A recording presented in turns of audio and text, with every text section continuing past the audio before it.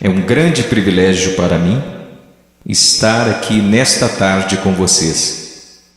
Antes de começarmos a falar qualquer coisa, eu gostaria de ir ao Senhor em oração. E eu vou pedir que você ore. Tem tanta coisa acontecendo aqui, nesta tarde, tanta coisa que você não entende. Mas eu lhes direi de onde eu estou vindo. Eu pregarei como moribundo, para homens moribundos, e mulheres e jovens. E eu vou pregar como se eu nunca mais fosse pregar novamente. E eu lhes direi coisas que vocês irão entender errado. E eu lhes direi coisas que eles deixarão tão nervosos comigo. E eu lhes direi coisas que vocês negarão. E eu lhes direi coisas e vocês dirão que eu não tenho o direito de lhes dizer o que estou dizendo. Mas antes de você chegar a qualquer conclusão sobre o que está sendo dito aqui nesta tarde, faça a si mesmo uma pergunta. Veja, pregar é uma coisa muito perigosa. É perigoso para mim, pois a Bíblia diz que sobre falsos mestres virá grande condenação. Se o que eu lhes disser hoje não for verdade, eu estou encrencado e por isso tenho que fazê-lo com temor e tremor, porque eu estarei condenado diante de Deus. Mas se o que eu disser para vocês hoje for verdade, então são vocês que têm motivo para temer e tremer. Porque se eu interpretar corretamente esta passagem das Escrituras que eu lhes darei, será como se Deus estivesse falando através de um homem. E seu problema não será comigo, será com Deus e sua palavra. Então a única questão a ser decidida aqui, nesta tarde, é esta: é este homem à nossa frente um falso profeta? Ou será que ele está nos falando a verdade? E se ele estiver nos falando a verdade, então nada mais importa, exceto conformar nossas vidas a esta verdade. Vamos ao Senhor em oração.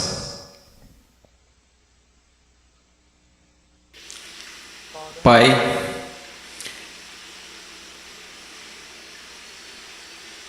Pai, eu sou tão pequeno, tão desprezível de tantas maneiras. Tu sabes, Senhor, Tu sabes.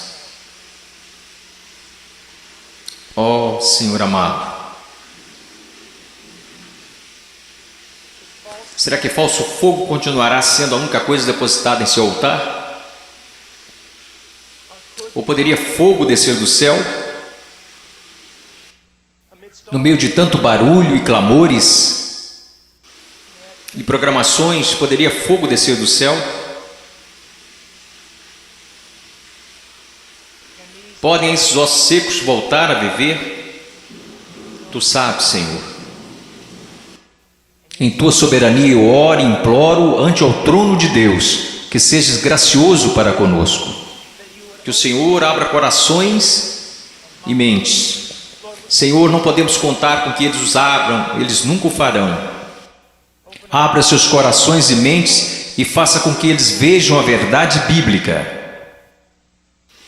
Sopre sobre eles, conceda arrependimento, conceda fé. Traga-os ao Teu reino, Senhor. Para a Sua glória, pelo Seu grande nome, realize estas coisas. Senhor, como o irmão falava, que seja, Senhor, de tal forma que nenhum homem obtenha crédito, que nenhum homem ponha a mão na arca do Senhor e se pôr que caia morto, Senhor. Ó Deus, faça-se presente entre nós, por favor, pois não temos outra esperança, não temos nenhuma outra esperança. Estas crianças não têm outra esperança, a não ser que o Senhor haja. Amém.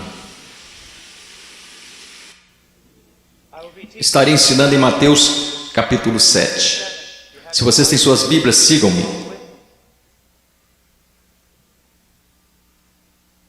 Mateus capítulo 7, versículo 3, Jesus disse: entrai pela porta estreita, porque larga é a porta, espaçoso o caminho que conduz à perdição, e muitos são os que entram por ela.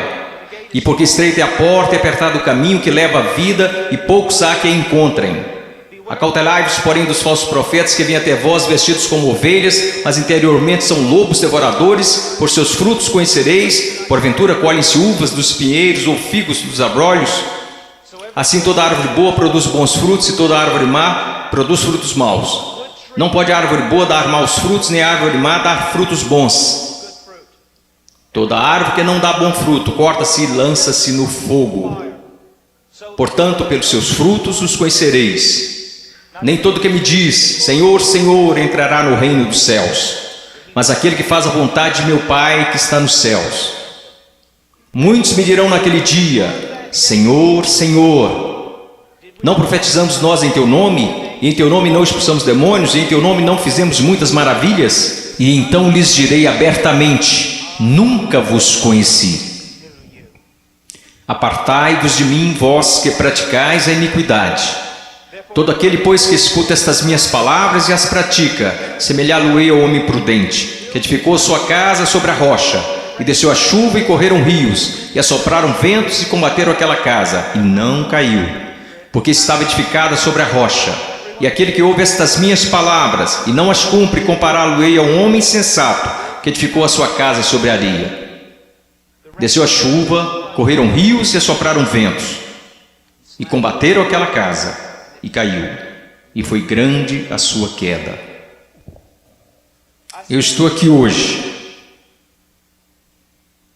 Eu não estou preocupado no meu coração com a sua autoestima. Eu não estou preocupado no meu coração se você se sente bem consigo mesmo, se a vida está do jeito que você queria, ou se a sua conta bancária está no verde. Só tem uma coisa que me tirou o sono. Só tem uma coisa que me preocupou durante a manhã toda, e é isto: em 100 anos, a maioria das pessoas neste prédio possivelmente estarão no inferno, e muitos que até mesmo professam Jesus Cristo como Senhor passarão a eternidade no inferno. E você diz: pastor, como você pode dizer uma coisa como esta? Eu posso dizer uma coisa como esta, pois eu não realizo meu ministério na América. Eu prego a maior parte do tempo na América do Sul, África e leste europeu. E eu quero que você saiba que quando olham para o cristianismo americano, ele é mais baseado em uma cultura sem Deus do que na palavra de Deus. E tantas pessoas são enganadas, e tantos jovens são enganados, e tantos adultos são enganados em crer que por terem feito uma oração uma vez em suas vidas, eles irão para o céu. E então, quando eles olham ao redor e veem outros que confessam a Cristo, e veem essas pessoas tão mundanas quanto o mundo, e comparam-se uns com os outros, nada perturba seus corações. Eles pensam: bem, eu sou igual à maioria do meu grupo de jovens. Eu vejo coisas que não deveria ver na TV e rio das coisas que Deus odeia. Eu uso roupas sensuais. Eu falo como o mundo, eu ando como o mundo, eu amo a música do mundo. Eu amo tanto essas coisas do mundo, mas graças a Deus eu sou um cristão. Porque eu sou um cristão, eu não pareço diferente da maioria das pessoas da minha igreja. Porque eu sou cristão, porque houve uma vez na minha vida que eu fiz uma oração e pedi para Jesus entrar no meu coração. Eu quero que você saiba que a maior heresia na igreja evangélica protestante americana é que, se você orar e pedir para Jesus Cristo entrar no seu coração, Ele definitivamente entrará. Vocês não encontrarão isso em nenhum lugar das Escrituras. Vocês não encontrarão isso na história batista até 50 anos atrás. O que vocês precisam saber é que a salvação é pela fé, e fé somente em Jesus Cristo. E a fé somente em Jesus Cristo é precedida e seguida por arrependimento, um abandono do pecado, um ódio pelas coisas que Deus odeia, um amor pelas coisas que Deus ama, um crescimento em santidade e um desejo, não de ser como a Britney Spears, não de ser como o mundo, e não de ser como a maioria dos cristãos americanos, mas de ser como Jesus Cristo.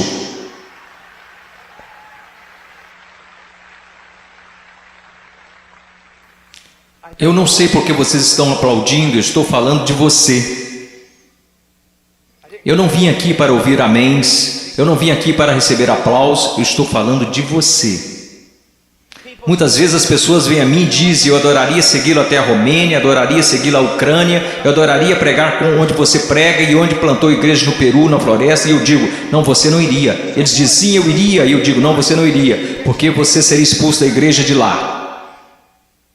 O que precisamos ver? Eu não estou querendo ser duro apenas para ser duro. Vocês têm noção de quanto amor é necessário para ficar na frente de 5.000 pessoas e dizer que o cristianismo americano é quase completamente errado? Você sabe o que vai me custar nunca mais ser chamado para algo assim? Ser impopular? Você sabe por que você faz isso? Você não faz porque você vai ser bem pago. Você não faz isso porque os homens te amam. Você faz isso porque você ama os homens e, acima de tudo, você quer honrar a Deus. Eu quero lhe dizer uma coisa.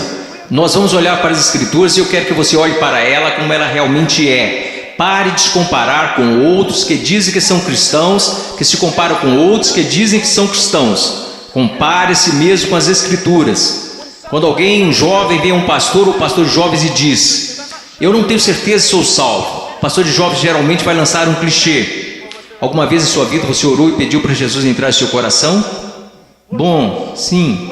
Você foi sincero? Bem, eu não sei, mas acho que sim. Você precisa dizer para Satanás parar de te incomodar. Você escreveu no verso da sua Bíblia, assim como o evangelista ensinou quando você foi salvo. Você anotou a data para que qualquer dia que você duvidasse apontasse para a Bíblia. Que superstições têm invadido nossa denominação?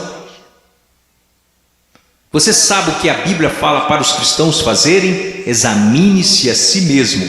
Teste a si mesmo à luz das Escrituras para saber se você está na fé. Teste a si mesmo para saber se você é um cristão. Você consegue ver se o Senhor liberasse todos aqui e mandasse vocês baterem em cada porta dessa cidade? Você sabe o que descobriríamos? 99% das pessoas, pelo menos nessa cidade, acredita que são cristãos. Se você voltar para a sua cidade natal e bater em cada porta de cada casa, porque eu voltei para a minha cidade natal, quando fiz salvo e bati em cada porta, e você sabe o que eu descobri? Todo mundo na minha cidade é um cristão. 85% deles não vão à igreja, e aqueles que vão à igreja não estão preocupados com santidade. Eles não estão preocupados em servir, não estão preocupados em ser separados do mundo, não estão preocupados se o evangelho será pregado entre as nações. Mas graças a Deus eles são salvos. Por que eles são salvos? Porque algum evangelista que deveria ter passado mais tempo estudando sua Bíblia do que pregando disse a eles que eles eram salvos. E ele disse isso para que depois pudesse gabar de quantas pessoas se converteram no seu próximo avivamento. Eu amo vocês. E existem homens aqui que amam vocês. E eu quero ir às Escrituras agora que eu choquei para a vida. Eu quero que vocês me ouçam. Ouça a palavra de Deus e comece a se perguntar algumas perguntas.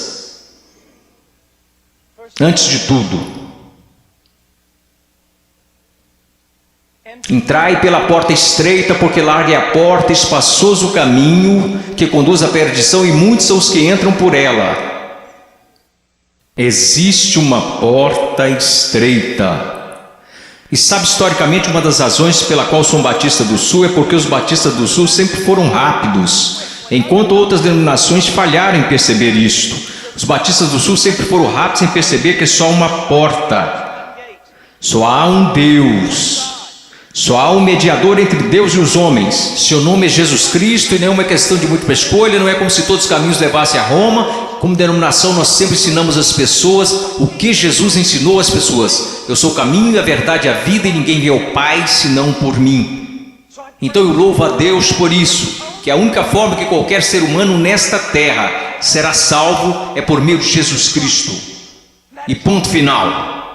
Porque você precisa entender que a Bíblia diz: todos pecaram e destituídos estão da glória de Deus, e vocês não têm ideia do que isso significa. Que nascemos totalmente depravados, odiando a Deus.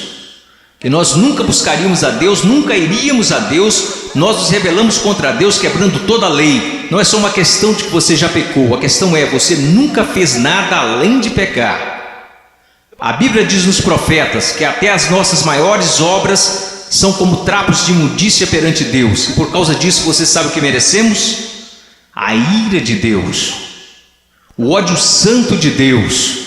E vocês dizem: espere um pouco, Deus não pode odiar ninguém, Deus é amor. Não, meu amigo, você precisa entender uma coisa: Jesus Cristo ensinou, os profetas ensinaram, os apóstolos ensinaram isto, que a não ser a graça de Deus revelada em Jesus Cristo, nosso Senhor, a única coisa que resta para você é a ira, a violenta ira de Deus. E por causa de sua rebelião e de seus pecados. Quando fala em universidades, eles sempre são rápidos em dizer: não, Deus não pode odiar porque Deus é amor, mas eu digo, Deus tem de odiar porque Ele é amor. Veja, eu amo crianças, portanto odeio aborto. Se eu amo o que é santo, devo odiar o que não é santo. Deus é um Deus santo, e isso é algo que os americanos esqueceram. Muitas das coisas que você adora fazer, Deus odeia. Você sabia disso? Ore por avivamento. Você vai para a reunião de jovens e quer que Deus seja, mas antes de ir você assiste programas na TV que Deus absolutamente abomina. E então você se pergunta por que o Espírito Santo não desceu sobre nós e por que você tem que criar falso fogo e falso entusiasmo. Porque Deus não está presente, Deus é um Deus santo. E a única maneira pela qual eu e você poderíamos nos reconciliar com Deus santo é pela morte do Filho unigênito de Deus, quando ele foi pendurado naquele madeiro.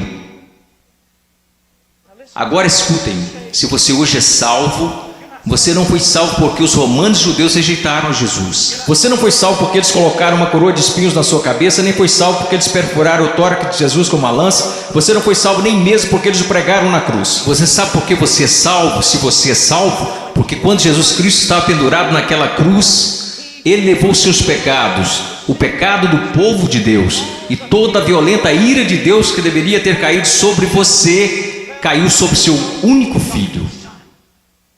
Alguém tinha que pagar o preço, alguém tinha que morrer. Foi Deus, o Pai, quem esmagou seu único filho, de acordo com Isaías 53, ao Senhor agradou moê-lo. As pessoas dizem: a cruz é um sinal de quanto o homem é valioso. Isso não é verdade. A cruz é um sinal de quão depravado nós realmente somos. Ele levou à morte o Filho único de Deus. A única coisa que poderia salvar pessoas como nós foi a morte do único Filho de Deus, sob a ira de seu próprio Pai, pagando o preço, levantando dos mortos, poderoso para salvar. Este é o Evangelho de Jesus. Agora, o que você é chamado para fazer? Você diz: entrar pela porta estreita. Como você faz isso? Jesus disse: o tempo é chegado, o reino de Deus se aproxima. O que você deve fazer? Em Marcos ele nos diz: arrependa-se e creia no Evangelho. Você diz: irmão Paul, eu fui salvo orando e pedindo para Jesus entrar no meu coração. Eu tenho certeza que você o fez, mas você não foi salvo por uma fórmula mágica ou por causa de algumas palavras. Você foi salvo porque se arrependeu de seus pecados e acreditou. E não foi uma coisa isolada, você continua fazendo até hoje. Porque Jesus, numa tradução mais correta deste verso, falou: o reino de Deus se aproxima, o tempo é chegado. Agora passem o resto de suas vidas se arrependendo de seus pecados e crendo em mim. Conversão não é como uma vacina. Ah, eu fiz isso, ou me arrependi, eu criei. A questão é, meu amigo, você continua se arrependendo de seus pecados? Você continua crendo? Porque aquele que começou boa obra em vocês também a terminará. Ele terminará. Nós, os batistas do Sul, pregamos que você deve ir por essa única porta, que é Jesus Cristo. Mas nós, batistas do Sul, esquecemos algo. E eu quero que pastores de jovens e outros líderes escutem-me, pois nós esquecemos um ensinamento muito importante do Evangelho. Diz que não só a porta é estreita, mas o caminho também é estreito. O que basicamente fazemos é conduzir uma pessoa a Cristo ou conduzimos alguém a uma oração. E aí essa pessoa passa o resto da vida vivendo igual o mundo. Se você quiser negar isso, eu posso trazer as estatísticas para te provar. Várias pesquisas, censos, qualquer tipo de pesquisa que você pensar. Quando elas questionam a moralidade da igreja nos Estados Unidos da América, em comparação com a moralidade daqueles que se consideram perdidos, as pesquisas não acham diferenças. Veja, esses são apenas dados, não tem nada a ver com interpretação religiosa, são estatísticas. Livros e mais livros têm sido escritos incessantemente por teólogos, filósofos, sociólogos e afins. O que está acontecendo na igreja? Descobrimos que o aborto na igreja é tão prevalente quanto no mundo. O divórcio é tão prevalente, a imoralidade. Você sabe, assim como eu, que há jovens aqui neste momento que estão praticando imoralidade, ainda assim adorando a Deus como se nada estivesse acontecendo. Você sabe que há jovens aqui que estão usando drogas e indo para a reunião de jovens da igreja. Você sabe, vendo e fazendo coisas que não são apropriadas para cristãos, e ainda assim eles vão para a reunião de jovens, convencidos que estão satisfeitos, convencidos que estão salvos, e ninguém está falando nada a não ser isto. Eles são cristãos carnais. Eles são cristãos de verdade, só são carnais. Esta é uma doutrina que começou no seminário batista, que não era um seminário dos batistas do sul, muitas décadas atrás. Essa doutrina não é bíblica e não é histórica. Meu caro amigo, ser cristão carnal não existe. Você diz, espere um pouco, irmão Paulo, 1 Coríntios capítulo 3, não sois porventura carnais? Paulo disse isso? Não, isso foi o que Paulo disse. Você precisa ler o livro todo para saber o que ele queria dizer. Um dos nossos problemas, juventude, escutem-me, a maior parte do nosso cristianismo é baseado em clichês que lemos nas camisetas cristãs. A maior parte do nosso cristianismo vem de músicos e não da Bíblia. A maior parte das coisas que a gente acredita ser verdade é ditado pela nossa cultura e não pela Bíblia. A Bíblia não ensina que uma pessoa pode ser um cristão genuíno e viver em constante carnalidade, perversidade, pecaminosidade todos os dias de sua vida. Mas a Bíblia ensina que o cristão genuíno recebeu uma nova natureza. O cristão verdadeiro tem um pai que o ama, que o disciplina, cuida dele e que se importa com ele. Meu coração está quebrantado porque você sabe tanto quanto eu, jovens. Não sejamos hipócritas, não vamos esconder a verdade. Há muita gente assim, você os conhece, você pode ser um deles, ou ao menos sabe que tem um no seu grupo de jovens. Eles vão às reuniões, eles fazem todas as coisas, mas em seus corações eles são tão depravados quanto se pode ser. Não há diferença, não há luz. Tudo que o mundo faz, eles também fazem, está tudo bem assim. Meu amigo, isso não é cristianismo. Não estão correndo perigo de perder o galardão, eles estão correndo perigo de ir para o inferno. Eles não conhecem a Deus. O que nós ensinamos? Quando foi a última vez que você ouviu alguém falar que não existe apenas uma porta estreita, mas também um caminho estreito? Jesus indica que um dos principais sinais para saber se você é um cristão de verdade é se você anda no caminho estreito. Você sabe qual é o sinal para saber se você é um cristão na América? Você fez uma oração uma vez? Não é incrível? O que você se pergunta quando duvida da sua salvação? Se você fez uma oração de salvação uma vez, o que as Escrituras ensinam? Examinai-vos e provai a vós mesmos para saber se realmente estáis na fé, porque um cristão será diferente. Estou dizendo que um cristão é sem pecado? Não, porque aprendemos em 1 João que os cristãos pecam. Se dissermos que não conhecemos o pecado, então não conhecemos a Deus, não andamos na luz. Então qual é a diferença? Onde eu quero chegar? Eu estou chegando até aqui. Se você é genuinamente um cristão nascido de novo, um filho de Deus, você andará pelo caminho da justiça, como estilo de vida. E se você se desviar desse caminho de retidão, o Pai virá até você. Ele irá discipliná-lo, ele o colocará de volta naquele caminho. Se você professa que entrou pela porta estreita, mas continua andando pelo caminho largo, assim como todos da sua escola, assim como todos que são carnais e depravados, a Bíblia quer que você saiba que você deveria ficar terrivelmente amedrontado, porque você não conhece a Deus.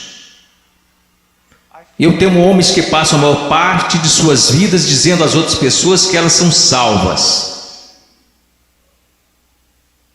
Eu tenho medo de você se você já fez isso. Você não diz às pessoas que elas são salvas, você as diz como serem salvas. Deus as diz se elas são salvas. O que nós esquecemos de acreditar é que a salvação é uma obra sobrenatural de Deus.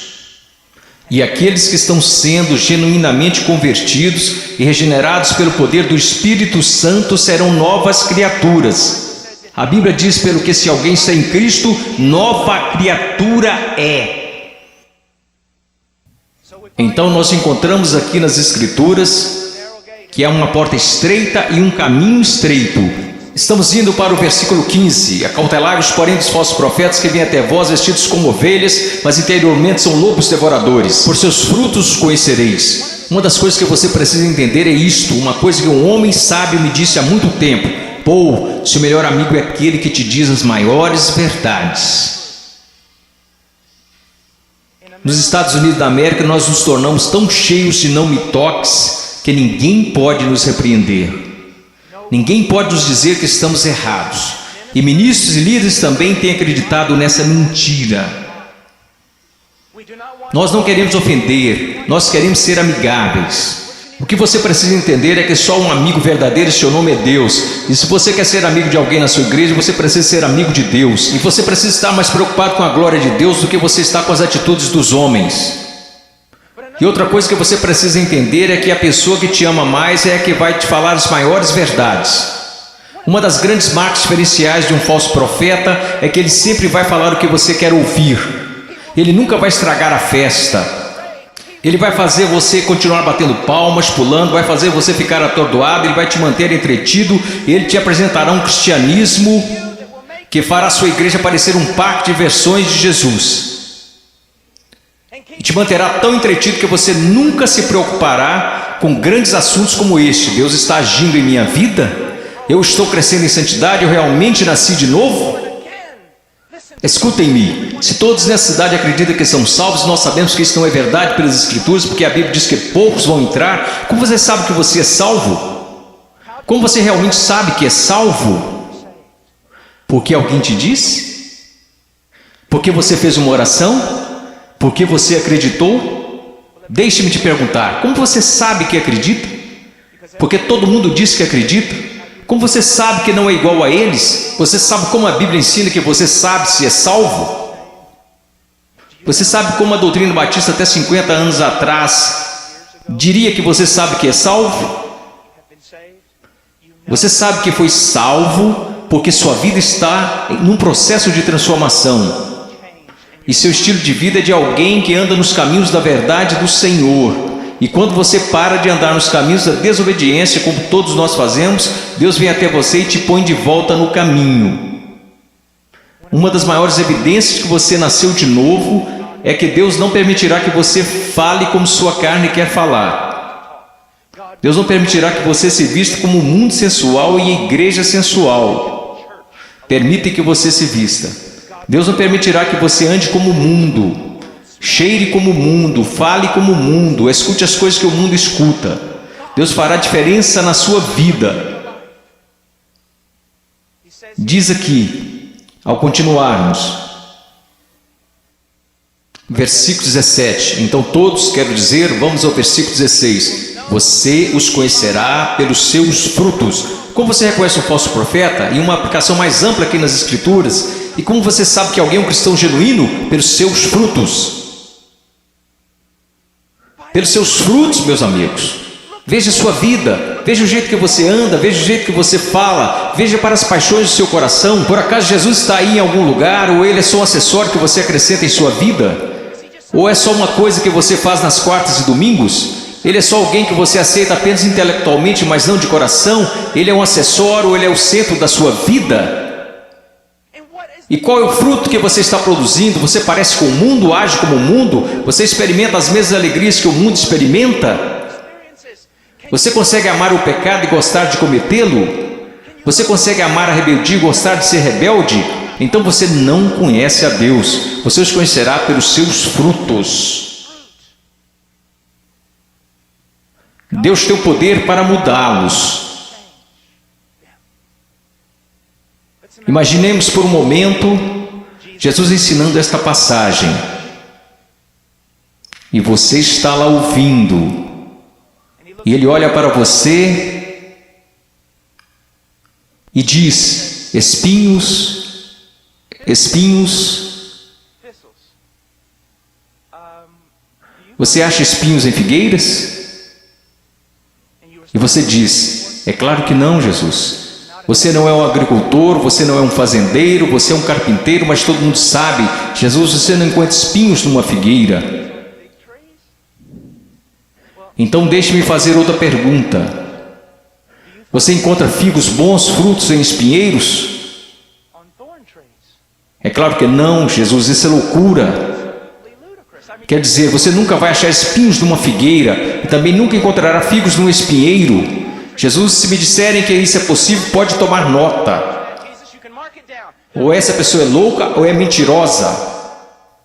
Então Jesus lhe responde: muito bem.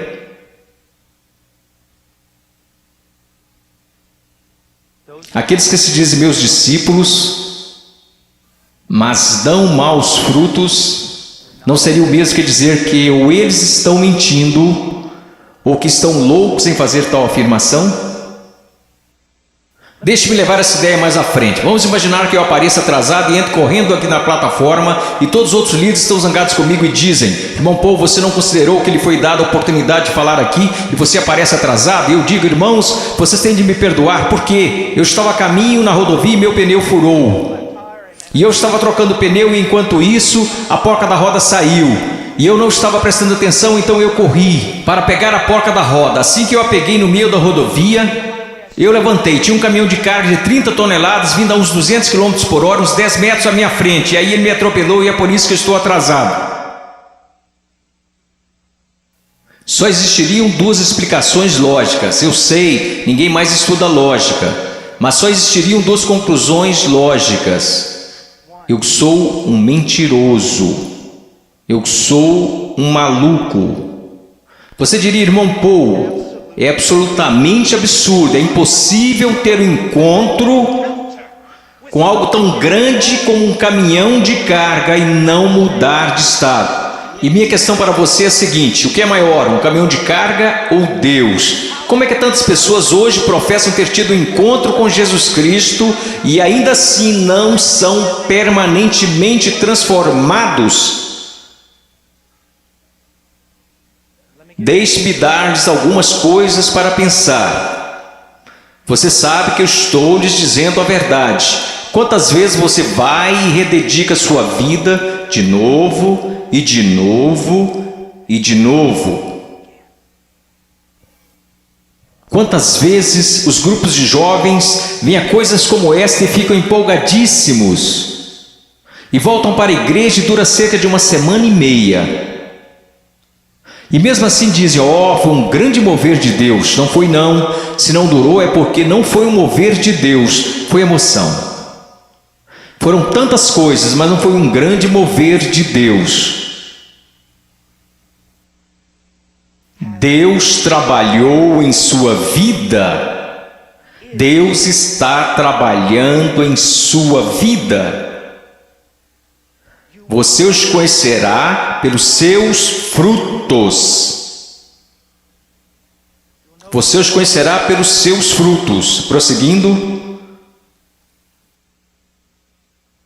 Versículo 19. Toda árvore que não dá bom fruto, corta-se e lança-se no fogo. Portanto, pelos seus frutos conhecereis. Escute isso, você precisa entender algo acerca da literatura hebraica. Quando queremos enfatizar algo, sabe o que fazemos? Aumentamos o tom de nossa voz. Se estamos escrevendo, colocamos em negrito ou em maiúsculo. Mas para o judeu era diferente. Quando ele quer enfatizar algo, ele repete e repete. Por isso que encontramos paralelismo hebraico no livro de Provérbios: o ímpio viverá na terra, o ímpio será destruído. Ele está dizendo a mesma coisa, só que de um jeito diferente, para dar mais ênfase. É isso que Jesus está fazendo o tempo todo aqui. Pelos seus frutos conhecereis, pelos seus frutos conhecereis. Vocês os conhecerão pelo caminho que eles andam, pelos seus frutos conhecereis. Pelos seus frutos os conhecereis. Ele diz: toda árvore que não dá bom fruto, corta-se e lança-se no fogo. Sobre o que ele está falando, meu caro amigo? Ele está falando sobre o juízo do Deus Todo-Poderoso, que um dia cairá sobre o mundo, que um dia possivelmente poderá cair sobre você. Oh, meu caro amigo, eu não consigo olhar o seu coração. Eu sou tão facilmente enganado pelo meu próprio coração. Mas há um que não é enganado. Há um que não é enganado. Ele não é enganado por uma cultura cristã pós-moderna. Ele sabe. Pelos seus frutos os conhecereis. Então ele continua. E ele diz isto. Versículo 21, nem todo que me diz Senhor, Senhor entrará no reino dos céus, mas aquele que faz a vontade de meu Pai que está nos céus. Você sabe o que a sua profissão de fé em Jesus vale? Absolutamente nada. Sim, você leu esta passagem? Estude-a. Nem todo que me diz Senhor, Senhor, nem todos que professam Senhor, Senhor, entrará no reino dos céus. Muitas pessoas dirão Senhor, Senhor, mas não entrarão no reino dos céus. Meus filhinhos, você é um deles? Senhor, Senhor. Agora vamos voltar para a literatura hebraica. Ele diz Senhor, Senhor, ele não diz Senhor. Ele diz Senhor, Senhor, o que isso significa? Esse sujeito que está fazendo profissão não é alguém que de repente decidiu. É o dia do juízo, é melhor confessá-lo como Senhor. Essa é uma pessoa que professa enfaticamente aos outros que Jesus é o Senhor. Ele anda por aí dizendo que Jesus é o Senhor, ele dança enquanto os músicos estão tocando e diz que Jesus é o Senhor. Ele canta dizendo Senhor, mas Jesus diz a ele, afasta-te de mim, eu não te conheço. Billy Graham é uma das pessoas mais amáveis e bondosas. E ainda assim ele diz que a maioria das pessoas das igrejas confessionais estão perdidas. Ele diz que ficaria feliz se ao menos 5% das pessoas que fizeram uma profissão de fé em suas cruzadas evangelísticas fossem de fato salvas. Quando estou na Nigéria, eu estive lá no ano passado visitando a mãe cujo filho estava em nossa igreja e que foi assassinado por muçulmanos no norte da Nigéria. Se alguém confessa Jesus Cristo, você meio que já sabe que é verdadeiro. Por quê? Porque eles podem morrer por causa dessa confissão. Mas na América, considere os custos. Pense, examine a sua vida à luz das Escrituras. Você conhece o Senhor. Você conhece o Senhor? Porque nem todo que me diz Senhor, Senhor entrará no reino dos céus. Mas o que ele diz aqui, veja o que ele está dizendo. Nem todo que me diz Senhor, Senhor entrará no reino dos céus, mas aquele que faz a vontade de meu Pai que está nos céus. Qual é o sinal de que alguém se tornou um cristão genuíno? Eu gostaria que nós começássemos a ensinar isso novamente. O que aconteceu com a nossa teologia? O que aconteceu com a nossa doutrina? O que aconteceu com o nosso ensino? Foram jogados pela janela? Ninguém mais quer estudar doutrina, só quer escutar músicas cristãs e ler as frases das camisas cristãs. O que aconteceu com a verdade? A verdade diz isto. Aprova a maneira que você pode ter certeza que você é um cristão que nasceu de novo e que você tem como estilo de vida agir segundo a vontade do Pai. E você diz, você está falando de obras. Não, eu não estou, eu estou falando de evidências de fé. Funciona mais ou menos assim. Sua profissão não é prova alguma de que você nasceu de novo, porque todos neste país professam ter fé em Jesus Cristo. Uma pesquisa diz que 65% a 70% dos americanos são salvos, cristãos nascidos de novo. O país mais sem Deus na face da terra mata 4.000 bebês por dia, mas graças a Deus 70% de nós são nascidos de novo. Como você sabe que esta fé que você tem não é falsa? Um estilo de vida que está preocupado em fazer a vontade do Pai, que faz a vontade do Pai. E quando você desobedece a vontade do Pai, o Espírito Santo vem e te repreende pessoalmente através da palavra de Deus, ou através de um irmão ou uma irmã em Cristo, e Deus te põe no caminho novamente. Se você é um cristão genuíno, você não pode escapar dele. Deixa-me dar um exemplo. Se eu fosse seu pastor e você tivesse, digamos, 14 anos de idade, eu estivesse voltando de uma pregação a 1 da manhã e te visse em um parque ou em uma esquina qualquer, com um bando de delinquentes, fazendo coisas que você não deveria estar fazendo. Se você fosse membro de nossa igreja, eu diria, entre no carro e eu vou te levar para casa. Eu não ficaria bravo com você, eu ficaria bravo com seu pai. Eu diria a ele, Senhor, você é um pai negligente e irresponsável, deixar seu filho fora de casa em tais circunstâncias. Eu quero que vocês entendam uma coisa: Deus não é um pai responsável ou negligente. Se você pode brincar com o pecado, se você pode amar o mundo, amar as coisas do mundo, sempre estar envolvido com o mundo, fazendo as coisas do mundo, e se seus heróis são pessoas do mundo, se você quer parecer com eles, agir como eles, se você faz as mesmas coisas que eles fazem, meu caro amigo, ouça minha voz. Há uma grande possibilidade de você não conhecer a Deus e de não pertencer a Ele. Agora, finalizando, Versículo 22. Muitos me dirão naquele dia: Senhor, Senhor, não profetizamos nós em teu nome não expulsamos demônios, em teu nome não fizemos muitas maravilhas? Então lhes direi abertamente: nunca vos conheci. Você diz: a coisa mais importante na face da terra é conhecer a Jesus Cristo. Isto não é verdade. A coisa mais importante na face da terra é que Jesus Cristo te conheça. Eu não entrarei na Casa Branca amanhã só porque eu fui até o portão e disse que conheço o presidente. Mas eles me deixarão entrar se o presidente falar: eu conheço Paul Washer. Você pode professar conhecer a Jesus, mas a minha pergunta para você é: você conhece a Jesus? Jesus te conhece? E veja como ele descreve o homem perdido aqui. Ele diz: apartai-vos de mim, vós que praticais a iniquidade. Em grego, anomia. Uma partícula negativa, a, não, sem. A palavra nomos, lei, não lei, sem lei. E é isso que significa. Deixe-me dar-lhe uma tradução mais precisa. Apartai-vos de mim, ouçam-me. Se eu pudesse sair daqui e te abraçar falando isso, eu faria. Ouçam-me. Ele diz: apartai-vos de mim, vocês que dizem ser meus discípulos, que me confessam como Senhor, porém vivem como se eu nunca tivesse lhes dado uma lei para obedecerem. Eu acabo de descrever a grande maioria dos cristãos da América. Se alguém começa a falar de lei, se alguém começa a falar de princípios bíblicos, sobre o que devemos fazer e o que não devemos fazer, como devemos viver e como não devemos viver, todos começam a exclamar: legalista, legalista.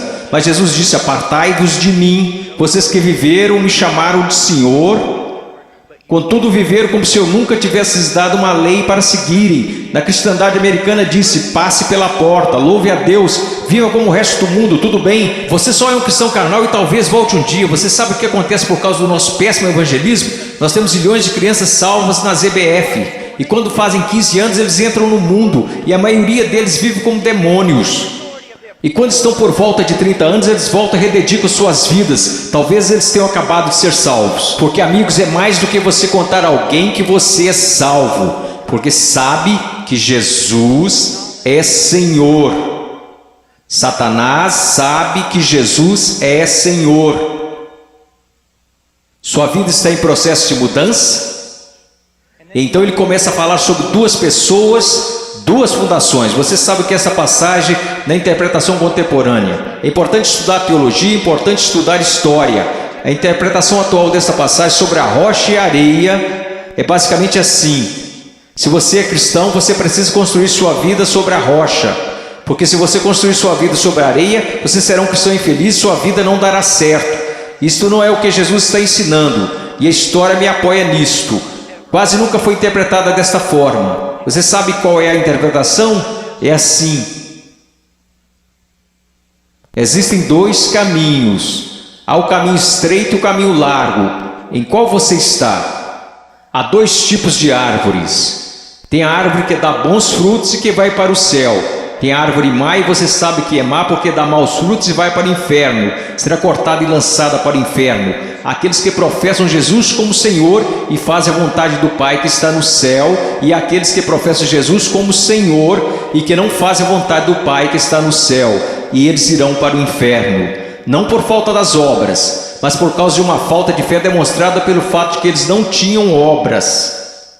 E ele continua: não são dois cristãos construindo suas casas em duas fundações diferentes. Esses novamente são o homem salvo e o homem perdido. O homem perdido ouve a palavra de Deus ser pregada, mas não prepara a fundação. Você não consegue ver na vida dele como a palavra de Deus está formando e construindo e sustentando sua vida.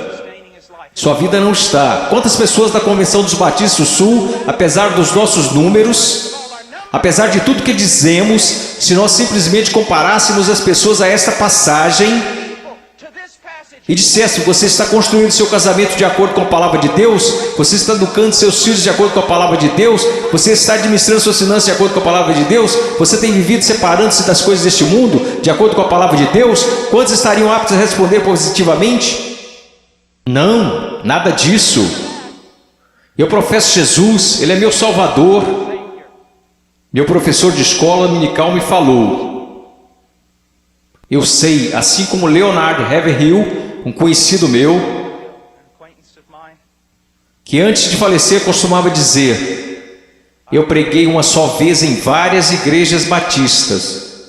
Eu prego em muitos lugares como esse somente uma vez. Eu poderia vir aqui hoje com um vocabulário que impressionaria vocês e pregar para vocês sobre coisas que fariam vocês saírem flutuando deste salão. Eu poderia contar-lhes histórias que fariam vocês rirem, histórias sobre cachorros e vovós que fariam vocês chorarem, mas eu usamos demais para fazer isso. Eu sei porque a palavra de Deus é verdade, que existem pessoas que acreditam ser salvas, mas não são. Não são. Eu sei que alguns de vocês que olham ao redor e pensam: bem, eu sou salvo, quer dizer, eu pareço com todo mundo do meu grupo de jovem. O que faz você pensar que o seu grupo é salvo? Bem, eu sou como meus pais, ou eu sou como os adultos da minha igreja, ou os diáconos ou pastores, de que isso importa? Você não será julgado por eles no dia da vinda de Cristo. Minha pergunta para você, querido, minha pergunta para você, meu filhinho, quero dizer, vocês poderiam ser meus filhos. E eu oro para que um dia, quando meu filho crescer, que haja um pregador que fique diante dele e diga: basta, vamos nos focar. O que a palavra de Deus diz? A sua vida se apresentará diante do fogo ardente, que é a santidade de Deus no dia final. Amada, preciosa menina, amado, precioso jovem, no dia final a sua confissão permanecerá verdadeira. Você é salvo. E eu não estou falando de bem, eu acho que sou salvo. Sabe, há um caminho que ao homem parece direito, mas o fim deles são os caminhos da morte. Bem, eu sinto do fundo do meu coração que sou salvo. Então deixa eu fazer outra pergunta: você alguma vez já leu: que enganoso o coração, quem o conhecerá? Você não deveria ir ao testemunho das Escrituras? Bem, eu sei que eu sou salvo, pois minha mãe, meu pai, meu pastor, todos me disseram que sou salvo. Então eu te digo isto: o que a palavra de Deus te diz? Nós falamos tanto sobre ser cristãos radicais. Cristãos radicais não são pessoas que pulam em shows. Cristãos radicais não são pessoas que usam camisas gospel. Cristãos radicais são aqueles que carregam os frutos do Espírito Santo. Cristãos radicais são aqueles que respeitam e honram seus pais, mesmo quando sentem que seus pais estão errados. Cristãos radicais são aqueles que não... Agora escutem, isso vai deixá-los irados. E eu estou falando com garotos e garotas. Cristãos radicais são aqueles que não se vestem sensualmente para mostrar seus corpos. Se sua vestimenta é um chamariz apenas para o seu rosto, Deus se agrada da sua vestimenta. Sua vestimenta é um chamariz para o seu corpo, isso é sensual, e Deus odeia o que você está fazendo. Todo mundo gosta de falar sobre um profeta, mas ninguém quer escutá-lo. E eu estou falando sobre cristianismo. Eu passei minha vida em selvas, eu passei minha vida congelando nos Andes, eu vi pessoas morrerem. Um garotinho, Andrew Maimen, os muçulmanos atiraram 5 vezes o seu estômago e o deixaram morrer na calçada, simplesmente porque ele exclamava: eu estou com tanto medo, mas eu não posso negar a Jesus Cristo. Por favor, não me matem, mas eu não negarei. E ele morreu numa poça de sangue. E vocês falam sobre ser cristãos radicais porque vocês usam camisas gospel e vão a um congresso? Eu estou falando sobre santidade, eu estou falando sobre ser cheio de Deus. Você sabe o que seria mover de Deus neste local? Se todos vocês caíssem sob convicção de pecado, se eu mesmo caísse sob convicção pelo Espírito Santo e nos prostrássemos e chorássemos, pois assistimos coisas que Deus odeia. Pois usamos coisas que Deus odeia, pois nós agimos como o mundo, parecemos como o mundo, cheiramos como o mundo, fazemos as mesmas coisas que o mundo e não sabemos que fazemos essas coisas porque não conhecemos a palavra de Deus. Porque mesmo que falemos como uma denominação, que a Escritura é a infalível palavra de Deus, só que ganhamos basicamente um monte de ilustrações, histórias e novelinhas. Oh, que Deus brilhe neste lugar. Que viremos nossas costas para o pecado, que renunciemos às coisas que desagradam a Deus, e então que corramos para Ele, alegremos-nos nele e o amemos. Que Deus levante missionários. Eu não desejo a vocês o mesmo que seus pais. Eles querem segurança e boas casas para vocês. Eles querem que vocês tenham carros e respeito. Eu quero para vocês as mesmas coisas que quero para o meu filho, que um dia ele pegue uma bandeira, a bandeira de Jesus Cristo, e coloque-a num monte onde ninguém esteve antes. E que eles clame: Jesus Cristo é Senhor, mesmo que isso custe a sua vida. Se quando ele tiver 18 anos me disser as mesmas coisas que eu disse quando era jovem, eu vou para os montes, eu vou para a selva, e as pessoas disseram: você não pode ir, você está maluco, é uma guerra lá, você vai morrer. Eu vou. Quando aquele rapaz colocar sua mochila nas costas, eu vou orar por ele e dizer: vá, vá, Deus seja contigo. E se você morrer, meu filho, eu te vejo do outro lado e honrarei sua morte. Oh Deus, vamos orar, vamos orar. Oh Deus, eu não me importo com reputação, eu não me importo com o que os homens pensam. Eu quero que o Senhor seja honrado, eu quero que esses jovens sejam salvos. Eu quero que os salvos parem de olhar para um cristianismo cultural, que o Senhor odeia e que cuspirá fora de sua boca, e que eles olhem para a sua palavra e digam: eu seguirei a Jesus. Deus, eu oro pelos ministérios de jovens e pastores, e oro para que o Senhor os encha com espírito de sabedoria, amor e coragem e discernimento, e querido Deus, custe o que custar, eu oro para que o Senhor levante missionários. Ao olhar para esses garotos, eu não posso evitar de pensar no meu filhinho. Oh Deus, que o Senhor salve o Ian, e que eu levante e o mande para a pior parte da batalha. Oh, querido Deus, levante missionários aqui, levante missionários, levante pregadores e pastores e embaixadores e evangelistas, que conheçam a palavra de Deus. Oh Deus, trabalhe neste lugar, por favor, trabalhe neste lugar, amado Deus, por favor, por favor, por favor, por favor. Agora, com todas as cabeças baixas, alguém aqui hoje à noite que gostaria de dizer: irmão Paul, eu tenho vivido uma mentira. Eu digo que sou cristão, mas eu amo o mundo, eu pareço com o mundo, e cheiro como o mundo, e eu me odeio por conta disso. Irmão Paul, eu estou tão cansado desse cristianismo que tenho vivido, eu estou cansado disto. Eu estou cansado disto. Eu quero ser salvo. Eu quero ser salvo. Eu só quero que levantem. Irmão Paul, eu quero ser salvo. Amém. Alguém mais? Eu quero ser salvo. Amém. Amém.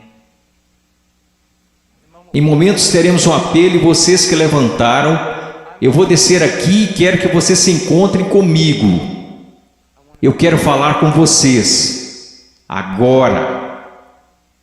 Vocês podem se sentar. Obrigado. Agora quero conversar com vocês que professam ser cristãos.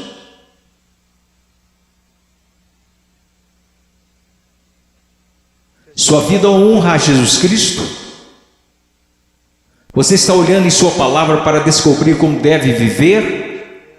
Eu oro de todo o coração. A única coisa que irá salvar a igreja na América, só há duas possibilidades. Uma é uma reforma total em nossas pregações, de nosso estudo da palavra de Deus, e a outra é uma perseguição feroz e horripilante. Essa é a única coisa que irá salvar a igreja na América. Eu oro para que vocês retornem à palavra. Eu oro. Ouçam-me, jovens, vocês precisam dizer: ok, como eu devo proceder perante meus pais? Vá à palavra, descubra, obedeça. Como devo me vestir? Vá à palavra, descubra, obedeça. Como devo falar? O que devo escutar? Ponha cada pensamento, palavra e ato em sujeição a Jesus Cristo.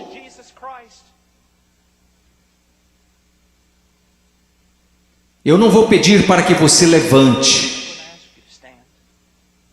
porque eu estou tão cansado de pessoas virem à frente e assumirem compromisso, e esse compromisso durar apenas 2 minutos. Eu não estou aqui para poder escrever na minha revista que zilhões de vocês vieram à frente. Eu quero que você vá para casa e viva para Jesus Cristo com todo o seu coração.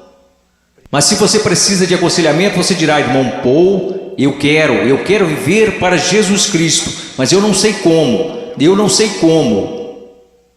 Em minutos nós iremos fazer um convite e eu quero que você venha à frente, não para assumir um compromisso. Se quiser assumir algum compromisso, faça isso daí de onde está sentado. Se precisa contar a alguém, vá contar ao seu pastor, vá contar ao seu pastor de jovens, e quer saber, nós saberemos se esse compromisso irá durar. Quer saber como? Porque irá durar. Nós saberemos se foi de Deus. Deixe-me contar-lhes uma coisa: se você tomou a decisão de seguir a Jesus Cristo, se você tomou a decisão para ser salvo nesses 2 últimos dias, eu quero dizer algo: se você foi genuíno, durará. Se daqui a algumas semanas você voltar direto ao mundo, viver como o mundo, agir como o mundo, quero que você saiba de uma coisa: você não entendeu nada aqui neste final de semana, você foi emotivo, apenas isto. Se você realmente ganhou algo do Senhor, eu quero que você saiba, isso durará. E ainda que você tente correr disto, você não vai conseguir. Você não vai conseguir. Oh, eu amo tanto a vocês, Eu peço que todos levantemos. Se você precisa de aconselhamento acerca de uma decisão que fez, mas que não está clara, eu quero que você venha à frente e eu vou descer aqui. Vocês que levantaram, houve muitos de vocês aí que disseram: eu preciso conhecer a Jesus Cristo. Eu quero que você venha até aqui agora mesmo, eu quero te conhecer. Eu quero voltar aqui com você e os outros conselheiros, quero conversar com você e eu quero te dizer uma coisa, não em 5 minutos, não em 10 minutos. Se você precisar conversar a noite toda, nós ficaremos. Essa é a atitude de cada conselheiro neste lugar. Nós ficaremos a noite inteira se necessário, a noite toda. Deus te ama, Deus te ama. Deixe-me orar por você. Querido Deus, por favor, Senhor, ouve aqui. Senhor, tanta movimentação.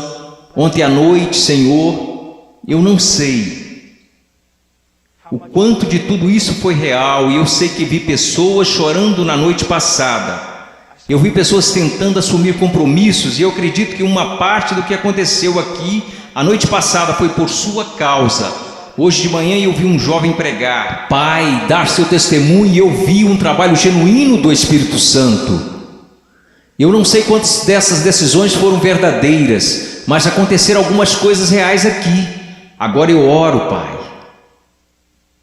Eu não sei o quanto será real, somente o tempo e a eternidade nos mostrarão. Mas, ó Deus querido, por favor, trabalhe em nome de Jesus. Amém.